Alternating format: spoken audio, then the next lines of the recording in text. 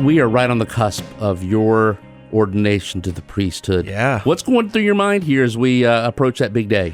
Everything, and all at the same time. It's been a wonderful journey up to this point, and as we get closer, when we're recording this, about 6 weeks almost, it just becomes more and more real, especially every time I come home to the diocese, my home parish of St. Stephen, serving at the cathedral. It's just, everyone is so excited, and it's just been such a great gift to really meet a lot of people that just, I cannot wait to celebrate with you at your ordination. And it just, after 6.5 years of seminary and academics and formation, it just starts to become a lot more real.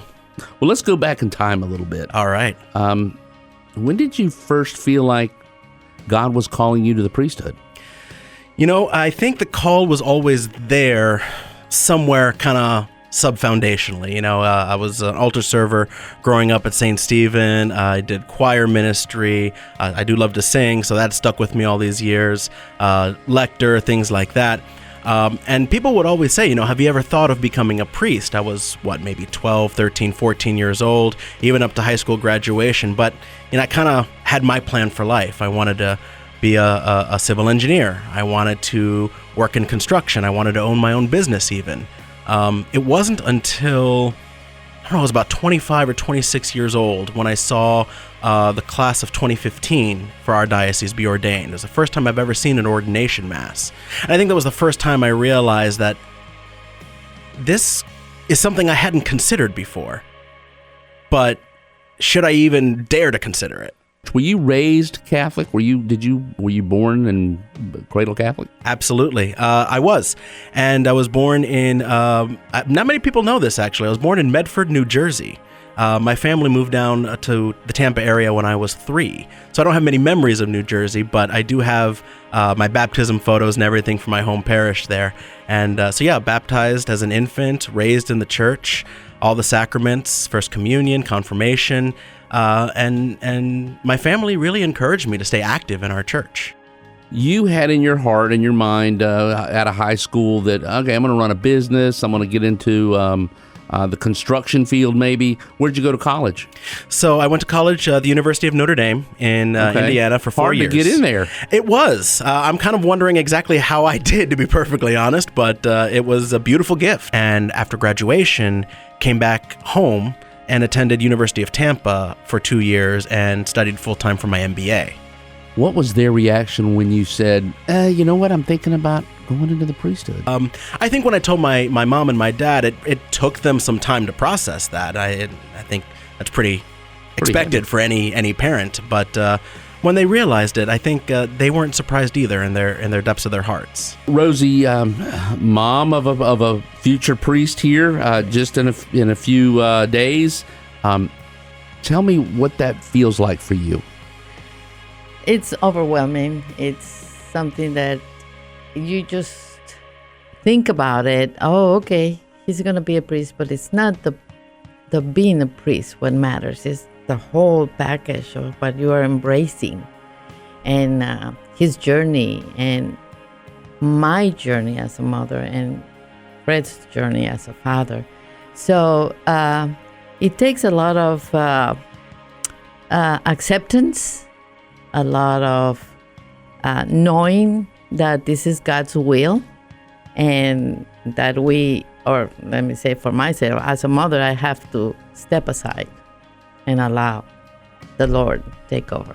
Fred, talk about your feelings. Your son is becoming a priest.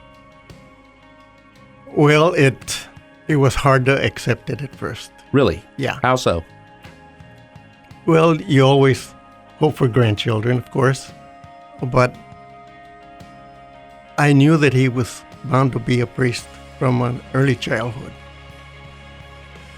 Time passed. I was born a Catholic. I haven't followed the church as well as I should. But it was because of Christian.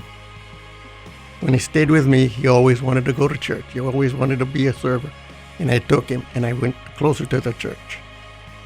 And I have to thank him for that. All in all, it's when he told us that he was going to want to be a priest, I always knew that as did Rossie. But now we have to accept it. And I had to take a little more time to step back. What does that mean? Well, it means that he's going to be, at one time or another, we will have to tell him, this is as far as we can take you.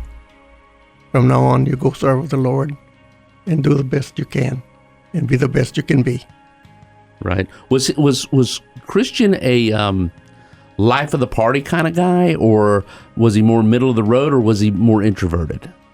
He was the life of the party Was all the he? time. Yes. Yeah. All the time. All the time. He has been a happy child, teenager, young adult, and adult. I know parents are biased for their kids, that they're great. What kind of priest do you think Christian is going to be representing here in the diocese? Christian has tremendous charisma. He's a very charismatic person. No matter where he goes or what church he serves, he will always bring the best of it to the top. This charisma just brings it. Yes, his people skills are really remarkable, but he's a visionary too. Yeah. So, and he worked very hard to be a planner. So now he is a planner. He didn't used to be a planner. He will wait till the last minute and do stuff. But now, with all these 7 years of formation, now he added that to his already established skills. So that was a plus. That is a plus. Yeah. Have you had the opportunity to meet other parents of priests to Yes. kind of get a feel for what that, I mean, it's almost like an exclusive club you guys are in. Yes, it is. What kind of takeaway did you get, or how does that feel? I've been fortunate enough to be close to some of the parents when we go to the seminary or when we have special liturgy to celebrate. And I ask them, how is it going now that your son has been a priest for a year? And then they say, it is just a magnificent gift that you can receive. It has its ups and downs because they're always working. They hardly have time for themselves or to spend with the family unless 2 or 3 hours. But it is a gift to see them giving themselves to the Lord. Picture yourself the day of the ordination. The last moment you see him, what do you think you'll say to him? Just what I just said a while ago. I think that we have taken you as far as we can. From now on, it's you go serve the Lord and you do a good job at it. I think that would be my parting words for him. And I just will say, so just go and be a good shepherd.